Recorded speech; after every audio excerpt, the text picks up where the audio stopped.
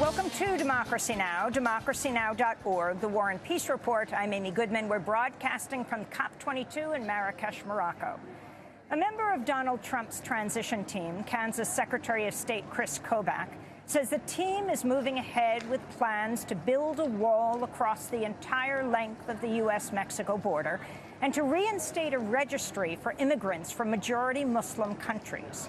Kobach is an architect of anti-immigrant laws. Following 9/11, he helped design the Registry for Immigrants from Majority Muslim Countries, known as the National Security Entry-Exit Registration System.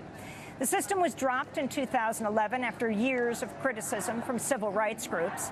On Wednesday, Carl Higbie, a spokesman for the pro-Trump Great America PAC, defended the proposed registry by citing World War II Japanese internment camps while speaking with Fox News' Megyn Kelly.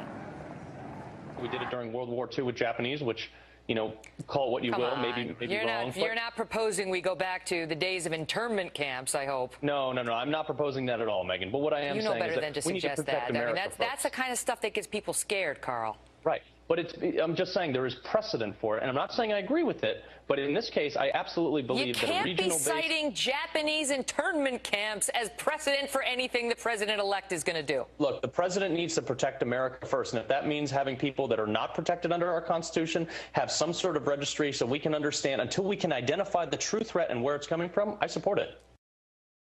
The Wall Street Journal and the Washington Post have also reported anti-Muslim extremist Frank Gaffney has joined Trump's transition team. Gaffney's group, the Center for Security Policy, has been labeled a hate group by the Southern Poverty Law Center. Gaffney has denied being part of Trump's transition team, but did tell Politico, quote, "I look forward to helping the president-elect and the national security-minded team he's assembling in whatever way I can," unquote. Students at as many as 100 colleges and universities across the United States held protests Wednesday demanding their schools become sanctuary campuses that refuse to cooperate with immigration authorities on Trump's plan to deport millions of undocumented people. Speaking on 60 Minutes Sunday, Trump vowed to immediately deport up to 3 million people. During his campaign, Trump also said he'd reverse President Obama's executive orders, which include the program DACA, Deferred Action for Childhood Arrivals, which has shielded 750,000 young people from deportation. This is Maria Mace of Columbia University. I'm here to demand that President Bollinger of Columbia University make my school, our school, sanctuary campus, and also protect the financial aid of undocumented students on this campus and their ability to work on campus. In Arizona, the Tohono O'odham Nation has said it'll fight Trump's plan to build a wall across the entire length of the U.S.-Mexico border. The Native American reservation spans 75 miles of the border, and the Tohono O'odham ancestral lands extend across both Arizona and Sonora, Mexico. This is Tohono O'odham Nation Vice Chair Verlin Jose. Over my dead body will a wall be built. I don't wish to die, but I wish to work together with people so we can truly protect the homeland of this place they call the United States of America. Not only for my people, not only for our Tohono O'odham Nation members, but for the American people. Journalists are also fighting back against Donald Trump after he ditched his press pool for the second time in less than a week Tuesday night. It's a long-standing tradition in U.S. politics that presidents and presidents-elect travel with a pool of reporters.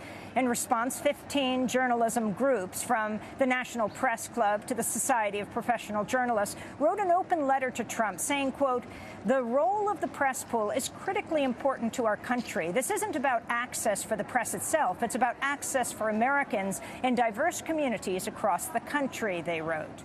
Donald Trump also bucked press traditions during his campaign when he banned journalists from nearly 24 media outlets from covering his events, including the Washington Post.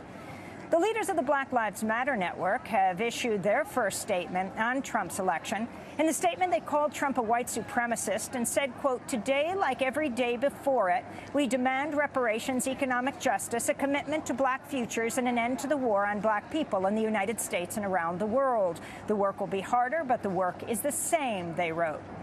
Meanwhile, in his first major address since Tuesday's election, Vermont Senator Bernie Sanders called on Trump to drop Stephen Bannon, former head of the far right-wing Breitbart Media, as his chief strategist. We'll have more on Sanders' speech later in the broadcast.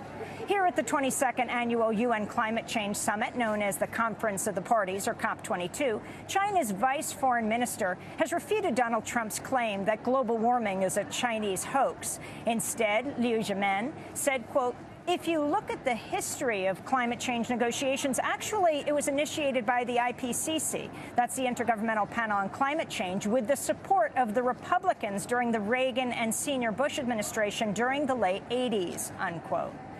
Opponents of Donald Trump have expanded their boycott of Trump casinos, resorts, and hotels to include retailers selling products featuring the Trump brand. Using the hashtag #GrabYourWallet, organizers are targeting 32 companies, including Macy's, Amazon, and Bed Bath & Beyond. The boycott comes as the Trump family is accused of cashing in on Donald Trump's election victory. Trump's daughter, Ivanka, appeared alongside her father on 60 Minutes wearing a gold and diamond bracelet from her Ivanka Trump fine jewelry collection. The company later circulated an advertisement for the nearly $11,000 bracelet featuring a photograph of Ivanka Trump's appearance on 60 Minutes.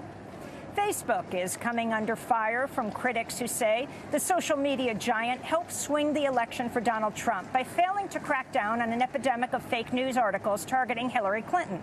Such articles drew millions of clicks and featured such phony headlines as FBI agent suspected in Hillary Clinton email leaks found dead in apparent murder-suicide, unquote. Facebook said this week it'll stop allowing advertisements to fake news sites, but CEO Mark Zuckerberg has denied fake news played a role in Trump's victory. One member of Facebook's board of directors, Peter Thiel, supported Trump's campaign with a $1.25 million donation. Speaking via video stream at a conference in Oakland this week, NSA whistleblower Edward Snowden warned that Silicon Valley companies like Facebook have become too powerful. Has enough power to reshape the way we think, well, I don't think I have to describe how dangerous that is. Meanwhile, Twitter has suspended several accounts of prominent members of the alt-right movement criticized for being a haven for white nationalists. But Twitter has not suspended the account of Steve Bannon, Donald Trump's chief strategist and a leader of the alt-right movement. Feminists and people of color have for years called on Twitter to crack down on online harassment and abuse. This year, best-selling author and feminist writer Jessica Valenti quit using social media after she received a rape threat aimed at her child. White House officials have quietly admitted that President Obama will no longer push for the Trans-Pacific Partnership known as the TPP, meaning the massive proposed trade deal is effectively dead. It would have encompassed 12 Pacific Rim nations, including the U.S. and 40% of the global economy. In recent days, Malaysia, Vietnam, and Japan have all backed away from the deal following the U.S. decision to abandon it after Donald Trump's election. The TPP has faced years of global public resistance by those who say free trade deals benefit corporations at the expense of health and environmental regulations. The trade deal was also lambasted by Donald Trump and Bernie Sanders on the U.S. campaign trail this year.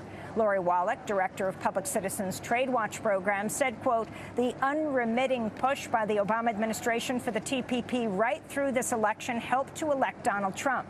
But Trump has not derailed the TPP. People power united across borders did that," Wallach said. President Barack Obama is on his final presidential trip overseas this week, visiting Greece, Germany, and Peru. On Tuesday, Obama spoke about Trump's election in Athens. I do believe, separate and apart from any particular election or movement, that we are going to have to guard against a rise in